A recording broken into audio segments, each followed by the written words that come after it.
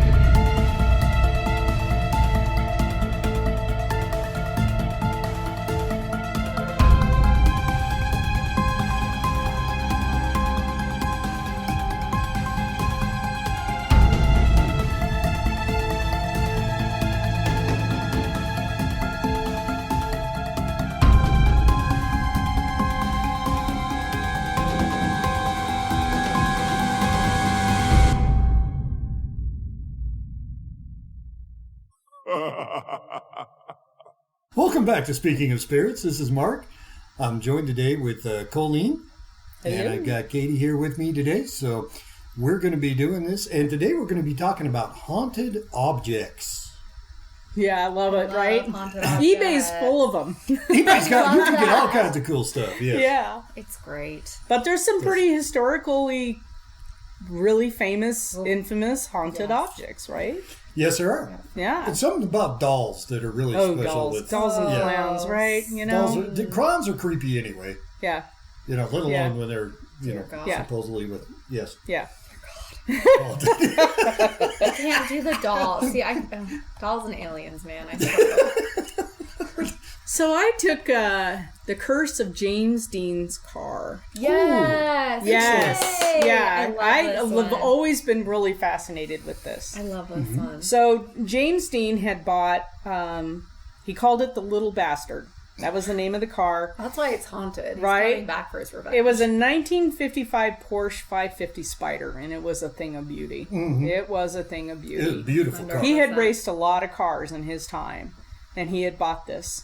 And he had bought, and it was kind of funny because he bought like this station wagon that my parents actually owned and he had a driver to haul the car. So it was like a Country Squire station wagon hauling this Porsche, and they were like in Bakersfield or something anyway. But the car, it's kind of interesting. The story of the curse goes like this. So there was a British actor, that Sir Alec Guinness, and I think most of us have heard of him. Yes.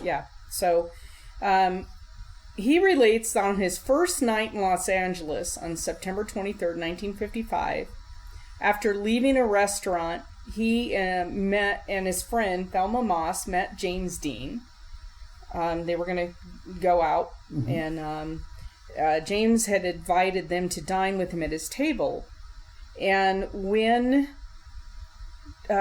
Dean was talking about this Porsche, and he was very excited, obviously, you know, who wouldn't be? Yeah, I'd be excited too. I'd be excited. And he said, hey, it was just delivered. And that's when Sir Alec Guinness warned James Dean, don't get into this car.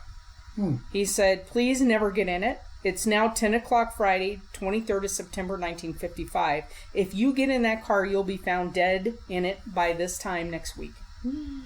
And the following Friday is when James Dean died in the car. Wow. Yeah.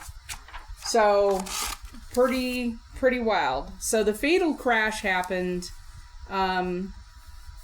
It was after the fatal crash happened, and the crash happened, I think, in Bakersfield. I was on original Highway 41 and 46 at the junction of those two highways where the collision occurred. And although they've realigned the highways, there's a plaque dedicated to James Dean at that junction. Mm-hmm. Yeah. And it's part of the state of California's official commemoration, blah, blah, blah. Anyway, he had hit...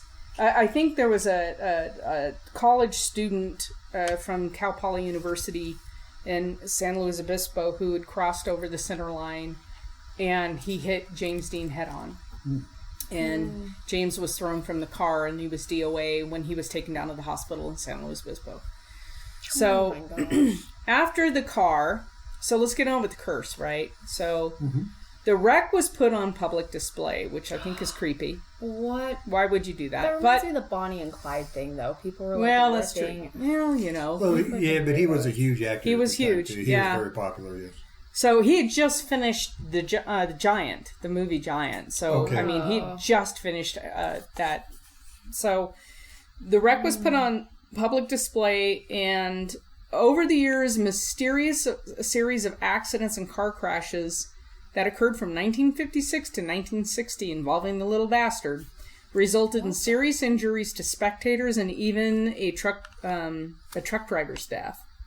So there's a book that Warren or George Barris wrote in 1974 called Cars of the Stars, and he describes all of these things.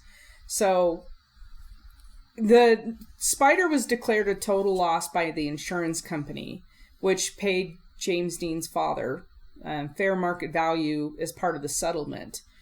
The insurance company, in turn, through a salvage yard in Burbank, sold the Spider to Dr. William Eskridge, who competed against Dean in his own sports car at 3 races. So he wanted to, Wow. yeah, I guess he wanted to have the car. So he then raced the Porsche powered so he had raced James Dean in a Porsche powered Lotus. Okay. I'm sorry. I've lost So my... James Dean was doing like races in the area then. He raced a lot, Before, and he yeah. had other cars that he was racing right before he bought this. So he knew how to drive it. Yeah, he knew how to drive. And he did try to, when the student crossed over the center line, he had tried to get away from him, but it was too late. He had thrown the car into a spin to try to move it, the tail end away from it, or get the tail end to hit it. Yeah, it just didn't work. So, there are some associated stories with this curse that can be corroborated. For example, in 1959, the wire service reported that the little bastard, temporarily stored in a garage at on Hamilton Avenue in Fresno, caught fire, awaiting display as a safety exhibit in a coming sports custom automobile show. So yeah, it's a safety display and it caught fire. There was only slight damage to the Spider, without any damage to the other cars or property. No one was injured, but the cause of the fire is unknown. It burned 2 tires and scorched paint on the vehicle. Later that year, the little bastard toured national auto shows and traffic safety exhibitions. And then legend also holds that the little bastard mysteriously disappeared in 1960. So I don't know if it was stolen. According to Barris, the Spider was returning from a traffic safety exhibit in a sealed truck, and then it was shipped in a sealed boxcar, but when it was supposed to arrive on a train in Los Angeles. The seal was intact, but the car was gone. What? Yeah, so it was in a private boxcar with sealed, and the seal was intact and the car was gone. They believe that some fan... But anyway, it shows up again. I don't understand how it shows up again. But I know that there was a truck driver that was also killed by it. There was a tow truck driver that was injured by it. I mean, there was like a series of fatal accidents and injuries that followed this car everywhere it went. Oh my gosh. So they believe it's a curse. I don't know who the original... I don't know who would have put the curse on it. I have no idea.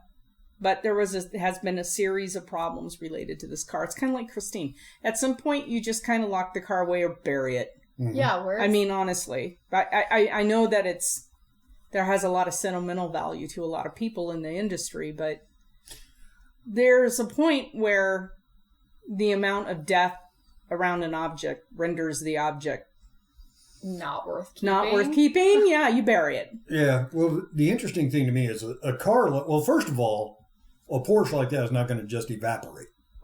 Right. That's a very unique car. Right. People would recognize it. And that particular one, is magnified even more than that. Mm-hmm. So that's going to be very difficult for that car to just, evaporate. Right. Or be stolen. It would be reported stolen. Well, what I don't understand, there's a gap in the story between where the car disappeared and then all of a sudden it's back again because there's other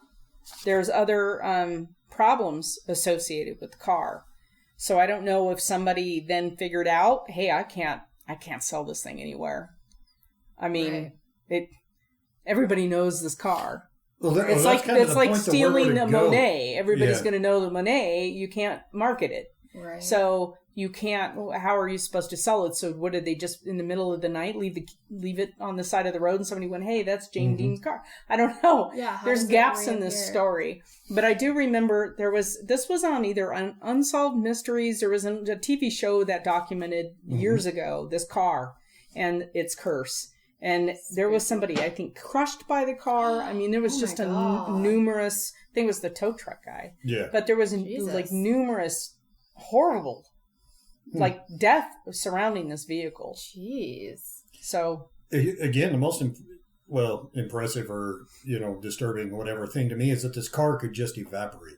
Out of a boxcar. Not just out of a boxcar, but even be off the radar for a few years. Because if a collector had it, somebody knew which collector had it. Yeah, because collectors have things to show them off. Yes.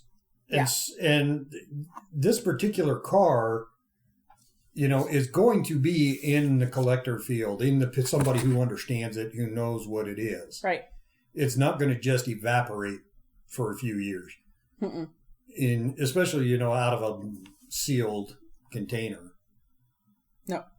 Now, I know a lot of times when we put, on the trucks, the quote seals we use are very simple plastic things, very easy to.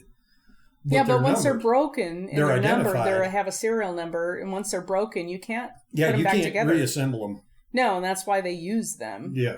So and they're identified, they're numbered. So right, you can't, and if it's I don't know. We use evidence seals when we take samples out in the field for doing environmental stuff. If the tape is broken, once the lab gets it, they have to reject it. So, because you can't put that tape back together again. Yeah. It's broken. And the thing is, once you break the seal on the door, especially on a train, how are you going to get the car out? Right. That's not an easy evolution. I mean, that's a... Well, yeah, you're up on a track. When you're trying to get it out, it's an evolution. Think about everybody involved. It's kind of how many people would have to be involved to get the car out of the boxcar. I was going to say too, or it's one of those things where it's like, maybe somebody did take the car, broke the seals, whatever, but of course the media doesn't want to be like, we mishandled this car. Or maybe they never put it in the boxcar to begin with. That could be too. Or this could be maybe this car was causing so many issues. Somebody was like, the people were like, we're going to say it's going over here, we're going to put it over here. Yeah. That could be too. Yeah, could be. Either way, it killed a lot of people, and that's creepy. Yeah. And that could be, this car was causing so many problems, somebody decided we need to. Well, I'm wondering if Stephen King read about all of this, and that's his idea for Christine. That very well could be. You know what I mean? The idea for Christine, yeah. Yeah. I mean, everybody either loves or hates Stephen King. I was a huge fan of him until about 15 years ago or so, and things started getting a little haywire with him. But I still like his mind. And his creative talent is definitely there. Oh, 100%. I actually had to stop reading his books because once I started, I would do nothing else. Nothing else. Until that book was done. Nothing else got accomplished. I know. My dad put the Stephen King book down. What did you pick for one of your topics? Well, I found a couple of things that were kind of interesting, but I also have my own haunted object. If you want to hear. I want to hear that. Ooh, yes. I want to hear that. Okay. Yes. Can't confirm that there was a ghost or anything haunting this object that I actually had contact with, but it was very suspicious. In college, it was the first time I lived by myself in a little apartment. It was an older home that was split into 3 parts, and I lived in the basement because of course I did. Right. And I had went and bought a pack, and I don't even remember the brand, but a pack of tarot cards. Oh. They were used. Yeah. But I was like, yeah, it's fine. Everything's fine. It wasn't fine. It was not fine. And when I went to look at the house or the place at first, it's older. It's really cute. It's got cool characteristic things. Had a really good vibe. Really liked it.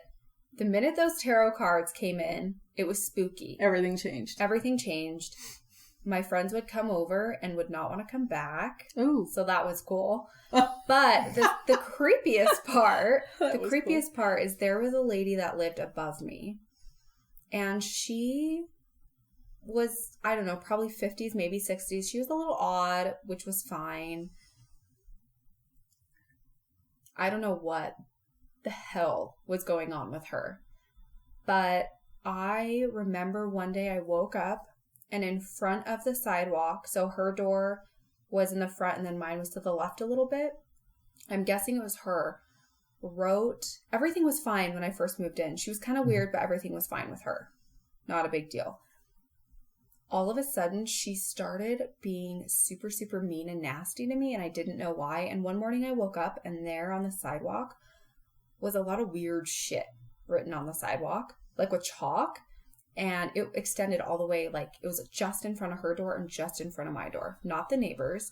And it was like, angels bless this place. And there were like weird symbols and all this shit. And I was Did she know you had the tarot cards? No, she didn't. And here's where it gets even weirder. So I was like, okay, this is weird. This all started happening after I got the tarot cards. Didn't make this connection until later. But I was like, what is going on with this lady and this apartment and everything? And her door and my door were open to the same common area in the basement where you could store stuff, whatever, put a washer, dryer, whatever. Mm-hmm. In the middle of the night, I kid you not, this woman would wake up and she would be running back and forth across her apartment, running and screaming and like grunting. She would run down the stairs to my back door and like slam her body against my back door and grunt and growl. Okay, so what? Weird. Yes, so weird. It freaked me. First of all, I was like, is she having like a mental breakdown? Mm-hmm. Like, I actually called the cops on her one time to do a well check. Because I was like, there's something wrong with this lady.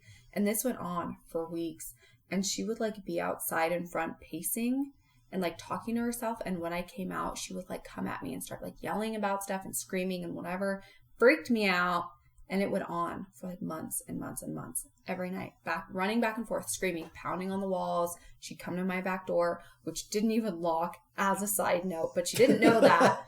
I finally got freaked out, and I kind of wonder if it's these tarot cards. It's freaking me out a little bit. Yeah. So I took them, and my sister actually wanted them. God bless her soul. So I gave them to her, and I cleansed my house and everything. And after that, everything settled down. No way. Mm-hmm. She was still weird and she still didn't like me, but she wasn't grunting and she wasn't herself. Like running back and forth. She wasn't, I mean, like growling like an animal. Like I thought it was an animal.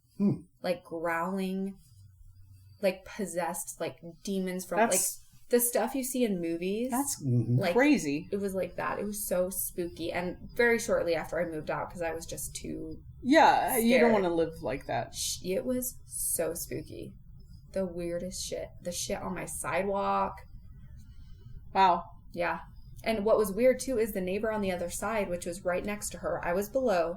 The neighbor on the other side was like, no, I don't hear anything. Everything's fine. Yeah, she's kind of odd, but everything's fine. Wow. But people that were down in my apartment heard it and wouldn't come back. People, or even if they didn't hear her, they'd go to my place and they'd be like, it freaks me out, and they wouldn't come back. What do you think, Mark? Spooky, huh? Demonologist that you are. That is spooky. Well, the first question I have isn't going to help any. My first question is, are you sure it was her? That's what I'm wondering. Oh, my God.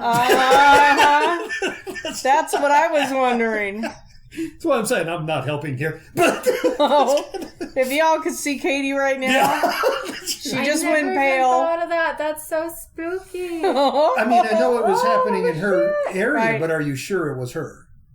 Oh, shit. Oh, my God. Yeah. She did work at night, as a side note. Okay. Like, she was working at night. So she was working when this was going on? Well, I don't know what time she got back. I know she left her house at, 10 at night. I don't know when she was supposed to get back. Y'all, I'm so glad I don't live there. Okay. Was this here in town? Was this in somewhere else? Twin? No, it was in Pocatello. It was in Pocatello. Yes. You'll have to give us the address off the air. Cool. I Yeah. will. I'm so freaked out. We'll talk about it. We'll get this. And then the next people that moved in were drug dealers. As a side note, and it was really crazy. That was kind of crazy. Well, too, that but was, at least that's somewhat predictable. Yeah, right? yes, but I am so freaked out. Yeah. Well, you don't have the cards. Did anything happen to your sister? No, but I don't think she kept them. You're not supposed to buy cards. I know, but And I was like, you it's don't fine. ever buy used cards. I know. Unless you cleanse it. I wouldn't even buy But used I cards. literally was like, nah, it's fine. It Right. wasn't fine. It wasn't fine. Wow, Learn that's, from my mistake. Don't do that. that's Don't craziness. do that. It was.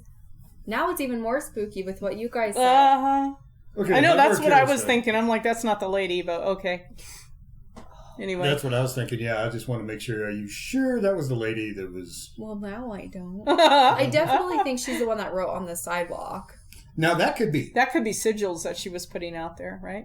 It was like a bunch of like X's and like, I don't know. Yeah. I don't know. Like she was doing a protection thing. Mhm. Because she probably felt whatever was there. She obviously has some kind of ability and Yeah. was in some type of Distress. non-traditional system. Yeah. And she could feel the energy Because shift. if she was, Maybe that's why she didn't like me. She's like, you moved in and shit hit the fan. Well, Get yeah, out." because you bought the cards. yeah, Which, but again, Well, she had you no said idea. you guys didn't have any problems until you Yeah, got the cards. Like she would come down and Yeah. say hi, and everything was fine. but what does concern me about that though is if she wrote on there, "Angels protect this place," and then she combined sigils. True. Yeah. Usually, if you're combining angels and sigils, that's not going to end well. I have no idea. Like I don't know. I literally that night, I'm pretty sure I like packed my stuff and I like went to stay with my friend for a couple days. So I didn't take that good of a look. I was like, peace. Well, no, I out. can understand that too. Yeah. Yeah, that makes total sense. Yeah. It's getting too Yeah. weird for me. Like, Welcome to Pocatello. yeah, spooky. Don't buy your tarot cards and don't buy them used. Yeah. So Well, we can't top that one, but That's our lesson was for very- today. I know, right? folks, Very but, scary. Yeah. So what object did you pick, Mark? Oh, you know me. I was going to pick the Dibbit box, but Oh. I got nothing after that. It's- I don't know what that is. So I no, wanna but know. that is a great one. You can take my experience anytime because I don't Okay. want it 'cause it was very scary. The Dibbit box, it actually is there's a lot of controversy around it. Is it real? Is it just hype? The idea of a Dibbit box, though, is usually a smaller type box, easily transportable, can sit on a shelf or can. But it is a box that contains some type of negative entity in it. Yeah. Ooh. Traditionally comes from Jewish Yeah. folklore in history. Get out. Mhm. Oh. Yep. And it came from a lot of the stuff I'm finding says it really started in 2003. A man named Kevin Manis put a wine box up for sale on eBay. Again, you can find really eBay. cool stuff Yeah. eBay. on eBay.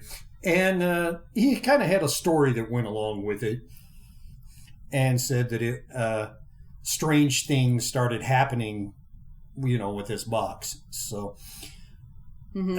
and then he put it on sale, and then as it went through, the people who bought it also had strange things going on. So, a Dibbit box. Now, this original, a lot of the stuff that I can find on, the general interwebs, comes back to this story. Now, the interesting thing about this is that Kevin came out later and said that he just created the whole thing. But at the same time, there are multiple stories of Dibbit box or similar type Right. events. Spooky. So this does come again from the Jewish folklore, and it is that there is a box or a device that actually captures a negative spirit Right.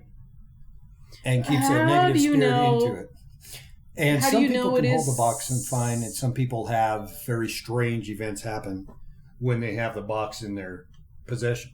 Let's say you find a box, Mhm. because I love wooden boxes. Yeah. I love wooden boxes. Let's say you get one at a yard sale. How do you know that how do you know that it's not just, how would you know? Just the That's- feeling and the energy? That's part around of the it? story, yeah, is you'd have to get the energy out of it. No, but I mean, No, would if you're a person that does energy, yeah. then But you but just- most people, it's just box. yeah. Yeah, like they wouldn't know any different. Right. Yeah. But if you're a person that doesn't do energy, knows energy work, stuff like that, then yeah, you'd see what you would get out of it.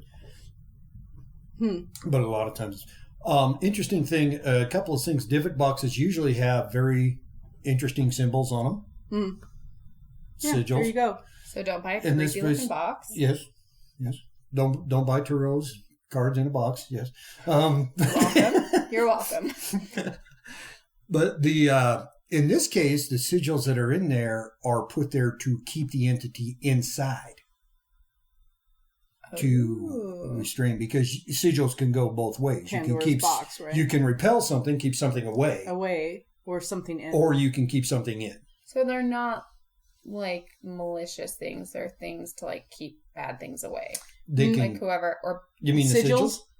like the box, like whoever had that box in the first place had that box with the intention of keeping something trapped. keeping something trapped. Yes. They're not used as like a malicious tool. No. Oh, gotcha. No. Yeah. What happens though is that people will just, and again, these will show up, in antique stores, Right. in 'Cause you're yard cleaning out- sales where people are cleaning out the attic or whatever. Right, right. And so these are boxes that, been around for probably generations. Right. And you wouldn't And then know. when somebody gets them, then strange events starts happening So when if, they have this box. if your in their house is possession. all of a sudden haunted and you got this really cool wooden jewelry box somewhere, then yeah. Correct, yeah. Yeah. It's a So if you bummer. picked up this jewelry know- box that's got strange symbols on it that you can't translate, Right. You should stay away from. And they're not anyway. they're And not then runes, they're something. Yeah. That's spooky. Yeah. and again, runes you can usually look up, You reference. you can look up Runes are Yep. easy to Yep. find out. Yeah, so if it has got very strange symbols that you can't identify or translate or right. find a description of, and then just strange things start happening, and it's kind of like whoever has this box. So if you have the box and it goes to somebody else, then strange things start happening there. Right, because it goes Yeah. with the box. So it's kind of like it contains the majority of whatever entity is in there, How do you even do but there's that? enough energy That's coming out of it. around to it. not really be destructive Unless you open the box. unless you open a box. Yeah, if you open a box and everything falls apart. But there's enough energy coming out that it's not completely destructive, but it's really annoying. It's, Yeah. Have you ever done an investigation with like a box like that or something? No, Or like an object? An object. No. A mirror. We had a mirror that Oh, we dealt with. of course. And yeah, it's kind of funny. I was course. just thinking, like the Enders Hotel. There's mirrors all over, right? mm-hmm. Thousands of mirrors in that hotel because Perfect. it's rooms. Every room has at least Has one a mirror, mirror. and all the bathrooms and all that kind of stuff, right? But there's the one mirror. Mm-hmm. The one mirror. Oh, yeah. Where the hallway where room 333 is. That one mirror. If you at the look end of in the the hall. mirror, when you're looking at yourself in the mirror behind you, you will see movement. Oh, spooky. But, it doesn't happen in any other mirror. It's that mirror. It's that mirror. So I don't know if it's that mirror because it's that hallway Mm-hmm. or if it's the that mirror. But it doesn't happen anywhere else. So, Mm. but yeah, we had to take a mirror out of a gal's garage. She had it, I don't know if she got it at a garage sale or what, but it never made it into her home because there was so much negativity associated with that mirror. She's like, "Would you please take it?" And What'd so you do with it? one of the team members on my team took it and they did a ritual and cleansed it and got rid of it. Yeah, it's Crazy. yeah. So, I mean, I don't like mirrors, but they don't bother me that much. But I mean, and again, in the Jewish custom was always, I think that's where where we got the custom to cover our mirrors after a death Mm-hmm. for so many Is it days. Jewish? Yeah, I mean the Jewish custom, they had powerful magic. We've talked about this before. They have incredible magic associated with their There's a section of Judaism that is very, very powerful. very, and so that doesn't surprise me that this box came from that religion. The Jewish tradition. Mhm. That's so crazy. Yeah, No, I didn't know that. Oh. So my second object is the Crying Boy painting. Yes, I'm glad you're doing this one because Okay, that's one that good was deal. on my list. Yeah. This is a good one. Yeah, it is a good one. And I just read about this for the first time a couple of years ago, and I thought it's pretty interesting. Some people poo-poo it, but so in the middle of the night in England, of course, it's always England. Always. A home on a in rainy night. on a Cold and rainy night. The Hounds of the Baskervilles. That's in the what I was just going to say, background. yes. Deer, dogs, everything. We are Yeah. setting England's the got some fun mood. stuff. Yeah, foggy, misty. A home in South Yorkshire succumbed to a fire. The lounge room was charred. Now, how many people have a lounge room? Oh, Only in the England. classy British. Yeah. The lounge room was charred black. Drapes and furniture reduced to ash. The owners of the home, Ron and May Hall, lost nearly everything to the blaze except for the painting. The painting is called The Crying Boy, and you can look it up online. His eyes looking out from the wreckage. The painting was allegedly not even black from the smoke. That is Like it was so perfectly creepy. intact. This wasn't the first time the picture of the Crying Boy had been found amid the ashes of a torched home. Oh, I see. I didn't know that. Yes. What in the heck? So on September 4th, 1985, the British tabloid The Sun, it's kind of like their version of the Enquirer here.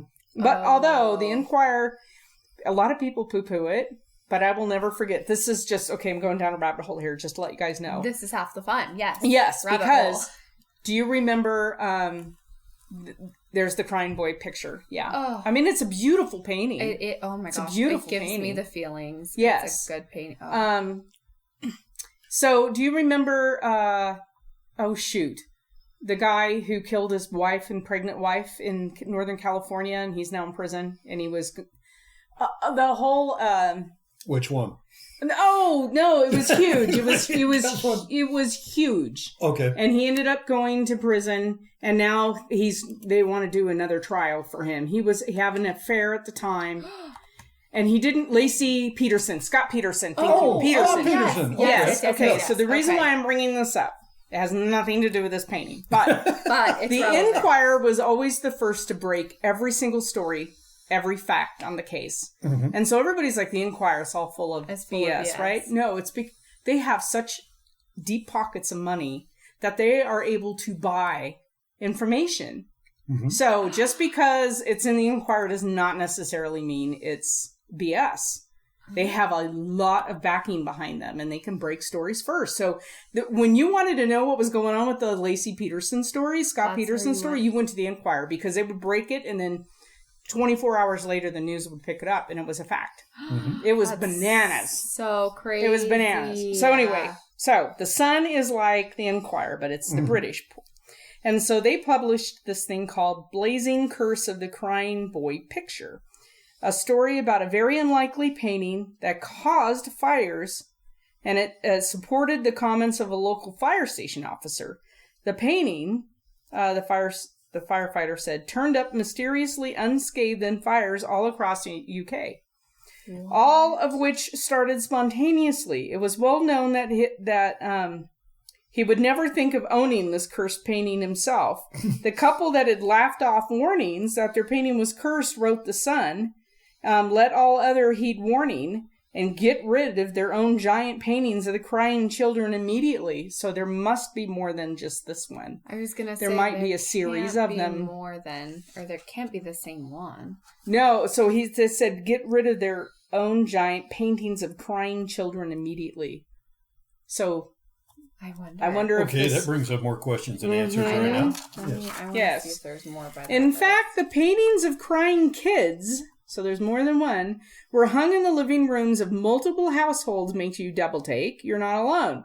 The paintings, an odd relic of mass printed art, were readily available in stores in the 50s and through the 70s, and intended to appeal to young couples. While the paintings have not been reprinted for decades, their bizarre subject matter and backstory have kept the legend going. There's so many of them by this Is artist, there? as a side note. Yes. Oh, what? Were they all by the Again, same artist? they are. Yes, they are. Okay, They're so there's- beautiful. there's they a are. They are series of beautiful, them. but why would you paint kids crying anyway? Over That's and kind of over spooky. again. So there was The legend of the Crying Boy painting seems to have begun with the sun, fueled by the obscurity of the Crying Boy's painting's artist. The artworks bear the prominent signature of one Giovanni Bragolin, but for quite some time no one could find information about the man. Rumors abounded that he painted hundreds of crying children, many of them street urchins. It was said in either Italy or Spain. Finally, in 2000, a book of creepy stories called Haunted Liverpool claimed that in 1995, a well-respected school teacher called Greg Mallory discovered that the painter was actually a mysterious figure named Franco Seville. I don't think that really matters much. But anyway, the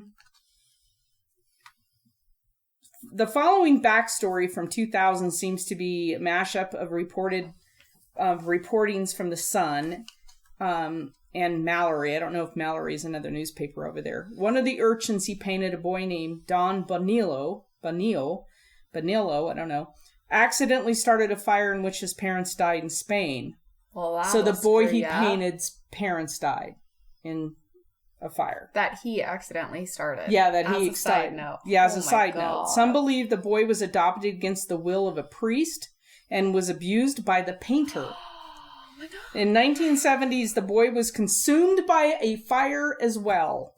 What? In an explosion caused by a car accident. Oh my God. So the boy, the crying boy, started a fire, his parents died. Then the painter paints him and adopts him and abuses him, and the boy later dies in a fire.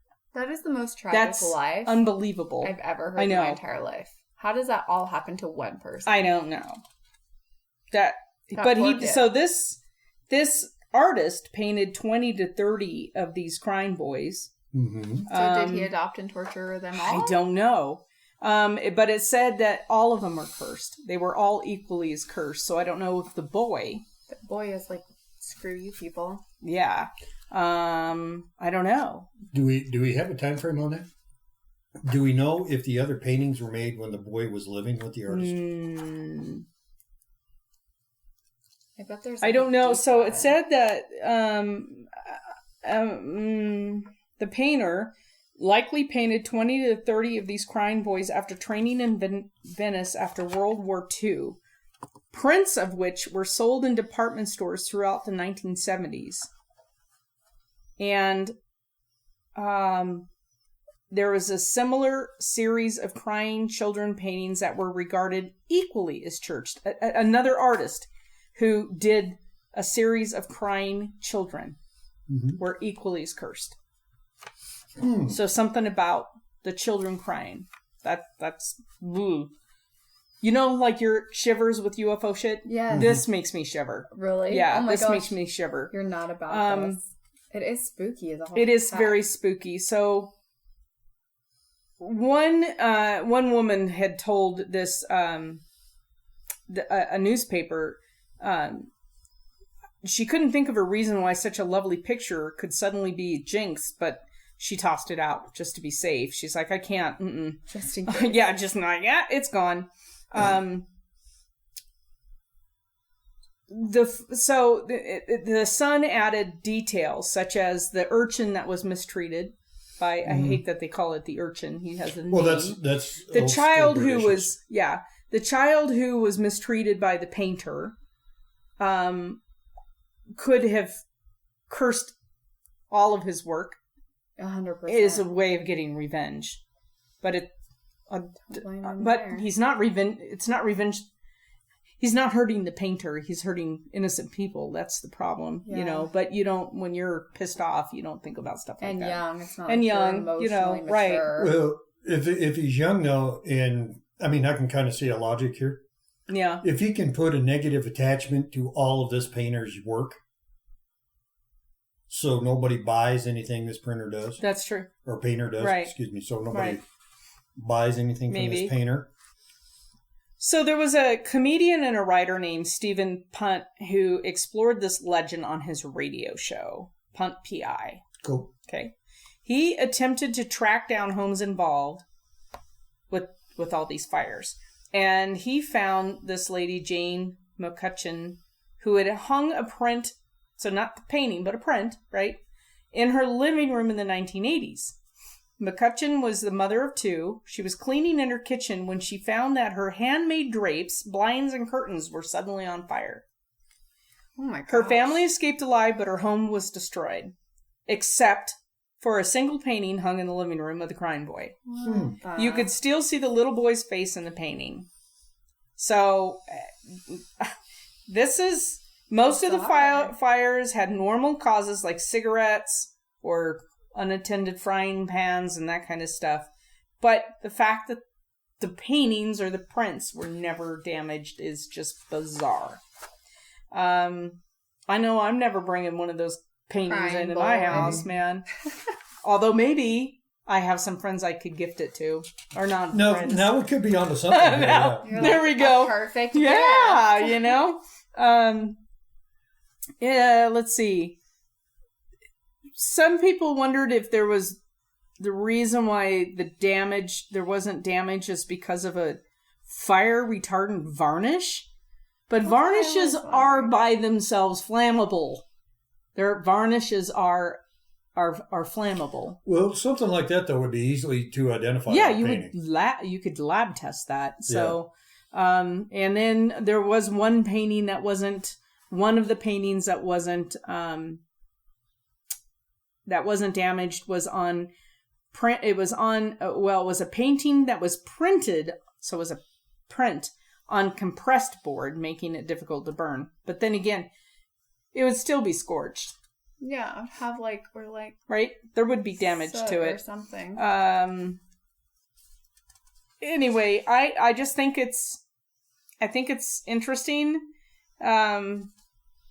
Is it real? Is it a legend? I don't know. But I mean, certainly there were enough homes that were documented that had fires with these crying children in them that spooky.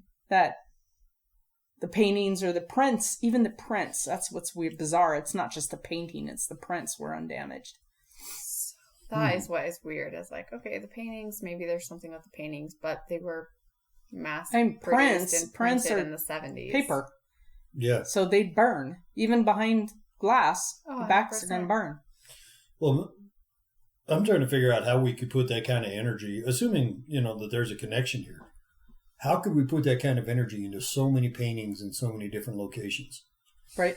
And that's why I was asking, because if this boy that they did the painting of had the ability of pyrokinesis, which is the ability to start fire. Yeah, but from beyond the grave. Well, that's why I was asking, because he may have set that energy into every one of these paintings. Oh. So he was alive during all of the That's paintings. why I was asking. That was my idea. It didn't make that clear. That was my idea, because if he has this ability, he could have set this energy into every one of the paintings as the painter was doing that.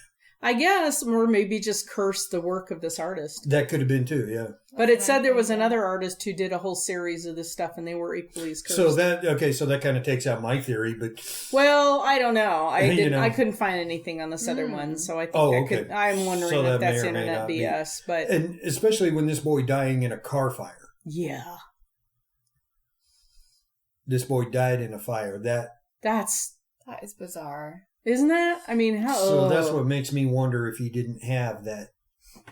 Oh, the pyrokinesis part, because he accidentally set a fire that killed his parents. Also. Well, yeah, you could, because it's not like that couple that we did their house a couple of times. Every time they'd get in a fight, fires would start. Mm-hmm. They were in Blackfoot. Oh my gosh. Uh-huh. Yes. Well, that's the thing, though, is that if he has this ability and he's a young boy, he couldn't control it. No, he didn't know what he was doing. And if he got highly emotional over something, it just... And then he was abused on top of that.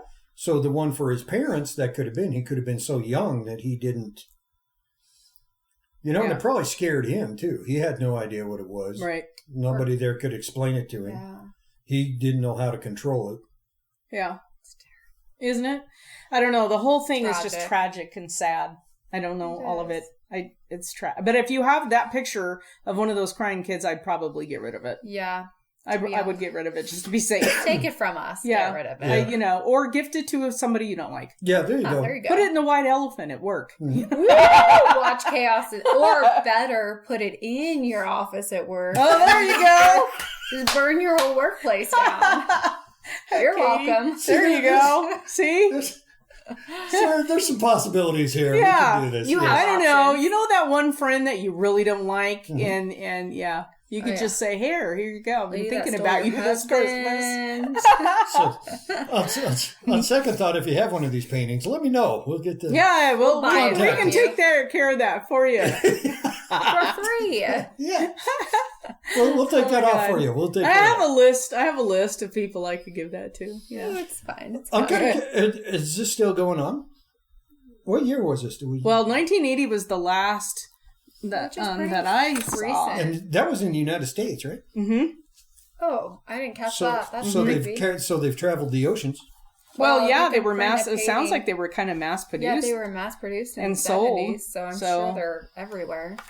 Yeah. Oops. Yeah, I'm betting. Spooky. So I'm trying to find Pipper on it. I got to say that's kind of cool. I liked it. I'm really interested in this now. I got to. Yeah, I think. Yeah. Let's see.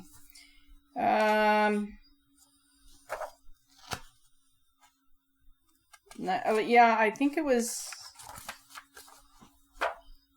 Well, 95. No. So I think it was 19.